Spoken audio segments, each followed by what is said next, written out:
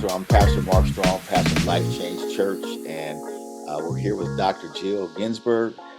She's one of the founders of North by Northeast Community Health Care Center, a wonderful healthcare organization in the city of North and Northeast Portland. Has been doing wonderful work for a number of years, just enhancing and helping people's health in just wonderful ways. And so we're so thankful for her to be with us here today. And we've been talking about issues surrounding COVID. And today we're going to talk specifically about, how you can keep yourself safe, and then some of the trends that we see taking place in our community, our city, our state, and then across our nation. So, Dr. Jill, how are you doing today? Doing very well, thanks. Good, wonderful, wonderful. So, just I guess the question we want to kind of tackle today is how can people keep themselves safe? In this COVID climate that we're in, how does a person go about keeping themselves safe, their family safe, those their coworkers, et cetera, et cetera? Yeah. So a simple way to think about this is something that's been called the 3 C's. C as in the letter C. So first C is cover your face, and I'll go into why each one is important. But the first one is cover your face. The second one is avoid close contact. Okay. And the third one is avoid crowded spaces.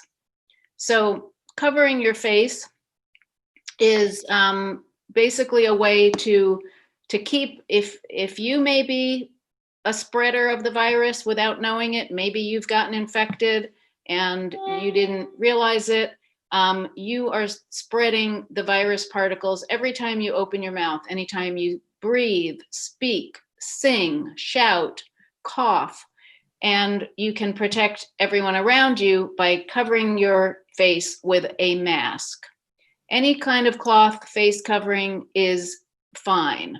There are some professional grade that you've probably heard about, the N95 masks. It's called N95 because they're tested and proven to prevent 95% of particles from going through. So an N95 mask is what we use in the hospital for, on a professional level, but any kind of cloth face mask, homemade or one that you can get around town, those are great. And they make a huge difference. They protect the person wearing it, and they also protect the people around you. So if there are two people in a room and they both have masks, that makes it much less likely, if one of them is a carrier of the virus, that it will spread to the other person. So face coverings, anytime you're around other people that aren't part of your family that you live with, is, I would say, number one most important thing. I have a question for you. I've seen people wear masks and they'll just have the mask covering their mouth, but then their nose is exposed. Is that okay? That is not okay. Okay. That is absolutely not okay, because it's all connected. So anything that comes out your nose or your mouth can come out either way. So wearing it like that, that's more comfortable, sure. But you might as well just skip it, really, because you really need to have your nose and your mouth covered. Okay. Completely. And when you take it off, you don't want to grab it on the outside. You want to grab it on the sides so that you're not touching the outside of the mask, and then you wash your hands after you remove it. Yeah. So what about your clothes? So if you're around someone that has the virus, can the virus attach itself to your clothes, and then from your clothes, you can contract it? Yeah, we used to, when this all started, we thought that this virus was spread by big droplets coming out of our nose or mouth, landing on surfaces like your clothes or the counter, your desk, and then we touch that, and then we touch our face. We thought that was how you got it.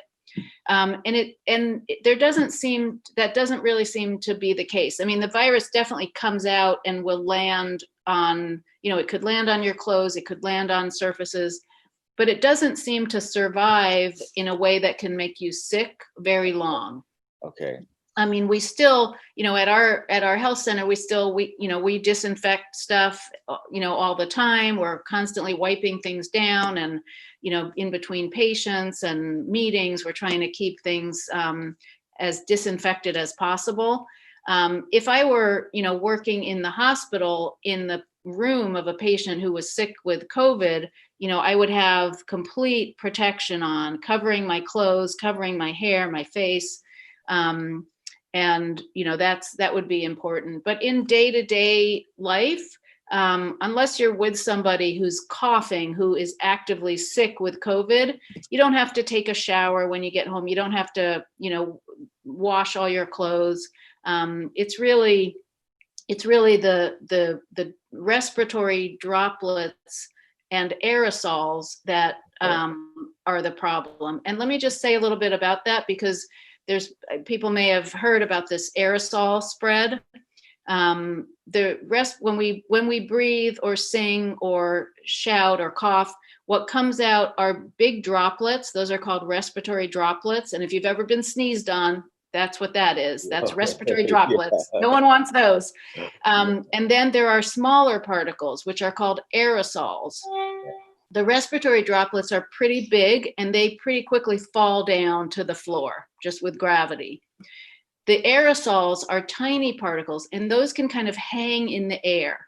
And this is very freaky, because that means if I have got COVID and I'm breathing, singing, talking, there's like a little cloud of the virus particles around my head. And anybody that's close to me can breathe those in. The big respiratory droplets fall down pretty fast. They're on the floor. They're probably not going to make anybody sick. But these tiny aerosol particles are a real problem. And that's why the masks are so important, because they would protect from it coming out, and also from it being breathed in by somebody else.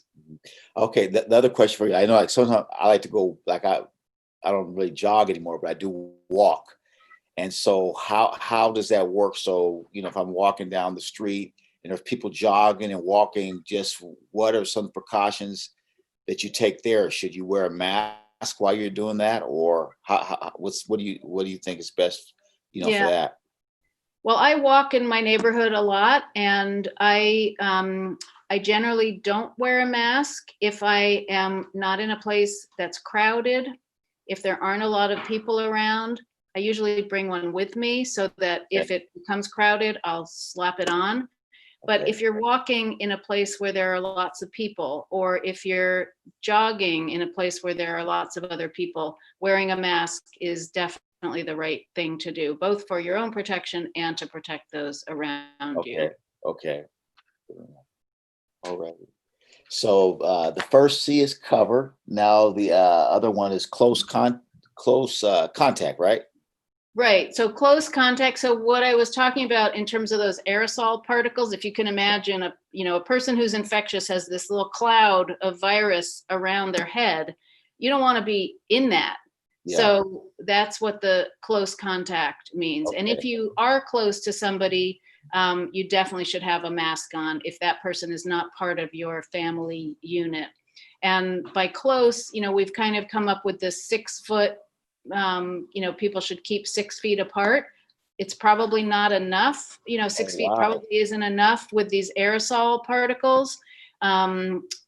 So, keeping as far as possible and using masks, that's the best prevention. And then, so. Okay. Before we move on to the last, any questions about that? I just think that that's, very helpful, because you don't think about, a person, having a cloud, around them, you walk in that and you can, breathe all that in. But, it just seems like the mask is, a simple enough solution to be able to help us. Mask is a very simple and very effective solution. Yeah. If everybody wore a mask, we would be out of this within 4 to 8 weeks. Wow. I mean, think about that. If everybody wore a mask, we would be out of this. Yeah. Wow. And I guess that's a whole other discussion. You know, why people, Why? yeah, Yeah. that's a whole other discussion. And then I guess in terms of crowded spaces, that's kind of the same kind of science there It's as well too. the same science. I mean, if you imagine me with a cloud around my head and then, 10 other people in a restaurant, all the same, it gets scary pretty fast. So the less you're around people, the less chance you are to be near someone who's spreading the virus. And just one example from our own community that really made a big impression on me. There was a family gathering. 20 people went to the coast, the Oregon coast, together for 3 days. None of them were sick. They were all fine. Yeah. At the end of the time, 12 of them got sick. They went and they had, so those 12 people who got sick spread the illness at their workplace.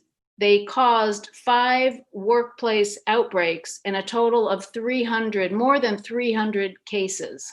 Wow. So, that was, 20 people having a great weekend. I don't remember if it was Memorial Day or Labor Day or, July 4th, one of those holidays.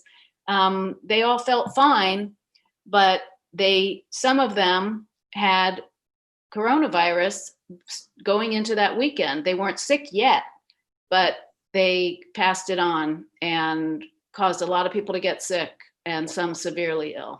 Yeah. Wow. I thought of another question here. How long does the virus stay airborne? So if someone's contagious, they have these aerosol particles coming out. How long does that stay airborne? The big respiratory droplets drop down pretty quickly within minutes, we think. The airborne particles can stay in the air for hours. Oh, wow. So, if you go into a restaurant where there've been a lot of people, that to me, a restaurant or a bar, I would not go. I have not gone into a restaurant or bar. I will not go into a restaurant or bar until things are really different, because people are not wearing masks. They're often talking loudly because there's a lot of background noise. So we have to, yell to make ourselves heard.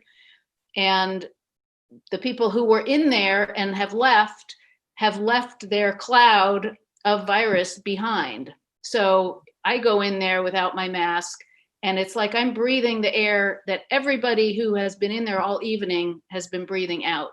I don't want to do that. Yeah. And I don't think anybody should be doing that. I've been screaming my head off, with my mask on, that we should not have open indoor dining in our state until we can open our schools. Like, the school opening has to be the priority.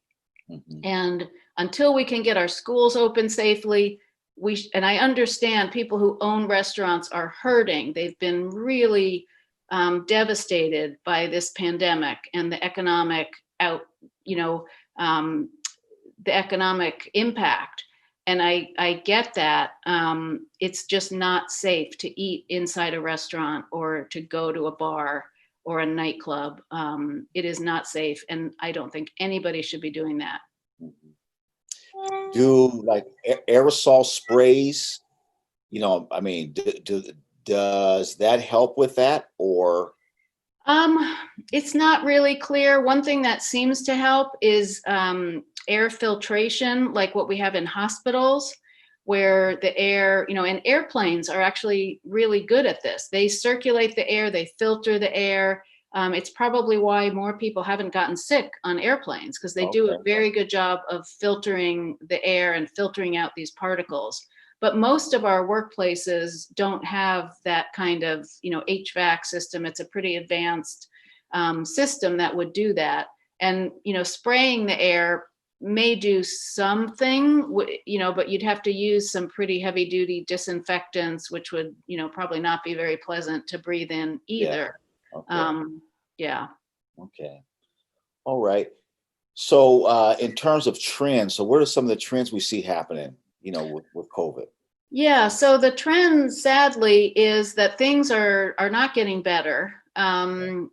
And the things that we could be doing to prevent the spread and get this under control, like wearing masks, shutting down indoor dining, bars, things like that, are not happening as much as they need to. So, so far, over 200,000 Americans have died from COVID. That is an unbelievable number. And we just kind of have accepted it. And we, every day we read another 1,000, on average, 1,000 people are dying every day. Yeah. And we just kind of shrug, but those people's families are devastated. And yeah. Over 1 million cases, 1 million deaths around the world. So the trend, sadly, is that this disease is still spreading. As we open schools, we're seeing new outbreaks. There are many outbreaks related to college campuses and, young people being back on campus and in dorms. People say, well, the young people don't get that sick. Kids seem to not get that sick, mostly, not 100%, but it seems like children don't suffer the severe illness as much as adults. But what they do is they spread it. They take it home and they spread it to their grandparents and their parents and their aunts and their cousins. And some of those people do get severely ill and some of them die. Mm-hmm. So we're seeing a lot of concern as we try to, there's always this pull between, we're trying to save people's livelihoods, but we're also trying to save their lives. And it's a real challenge to try to get our country back to some sort of normalcy without doing the things we need to do to get this under control. And those are, the 3 C's, and then lots of testing to identify outbreaks. And then ultimately a vaccine will be a game changer when we can get it safely, which will probably be next year sometime. Yeah. Great. Yeah, so we just want to encourage everybody.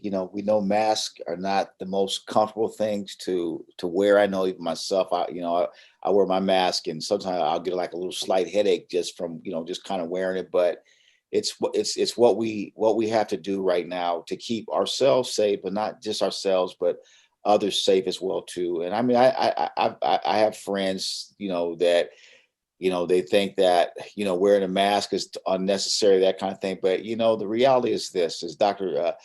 Jill said, there have been over 200,000 people that have lost their lives. I have friends who have passed away because of COVID.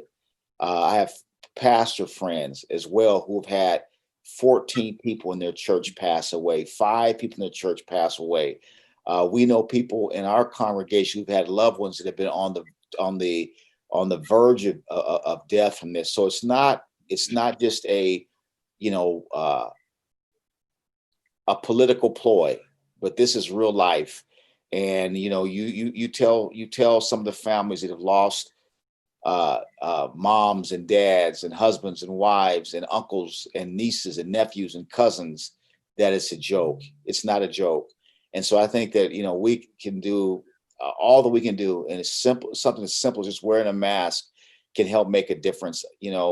Let's be inconvenienced a little bit, for the sake of having a healthier families, cities, communities, neighborhoods, and so forth. So, Dr. Jill, once again, thank you for sharing today. Just appreciate that information. Very, very helpful, and giving us a better grasp of what we're dealing with here in this pandemic. Any closing comments that you have today before we call it a wrap for today? Well, I'm still so excited that you're going to get your flu shot. I'm so excited about that. It's been great talking with you. I'm really looking forward to seeing people's questions because I know, sometimes what I think is important and what people may be wondering may not be exactly the same. So I'm anxious to see the questions. Anything goes, ask us anything, and we'll do our best to address it. It's been a pleasure talking with you, and stay healthy. Yeah. All right. Well, thank you, everybody. Thank all you for watching, and everybody have a great day. Stay safe. We appreciate you spending these few moments with us today, and we'll be back again on Doctor to Doctor. Bless you. Thank you. Bye-bye.